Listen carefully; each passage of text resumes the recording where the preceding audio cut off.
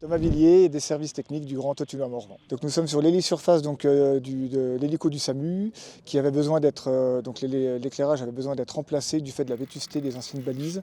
Beaucoup de balises étaient en panne, ce qui crée donc un problème de sécurité pour les pilotes. Du coup, le choix s'est porté donc de remplacer en lieu et place les balises par les deux balises nouvelles technologies. L'avantage de ces balises, c'est qu'elles sont alimentées par panneaux solaires sur batterie, donc pas besoin de tirer de câble électrique. C'est des balises qui fonctionnent la nuit, qui ont un capteur interne qui permet donc de s'allumer uniquement la nuit et la journée de charger à la lumière du jour. L'entièreté des balises qui ont été remplacées, voilà, donc 16 balises sur l'hélisurface, 3 balises de part et d'autre de l'hélisurface au niveau des balises dites d'approche et 3 balises sur les bâtiments dites d'obstacles qui permettent d'indiquer les bâtiments à l'hélico. Donc la mise en place de nouvelles balises, en fait, on a fait le choix donc, de les enlever du sol parce que les anciennes étaient semi-enterrées. On est sur une zone relativement humide et du coup les balises étaient dans l'eau l'hiver.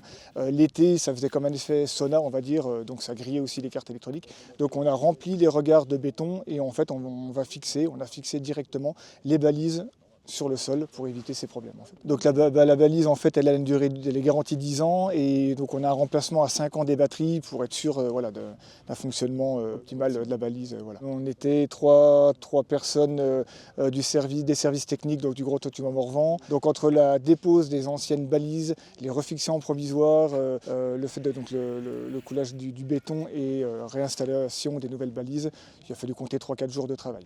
On va tester ici.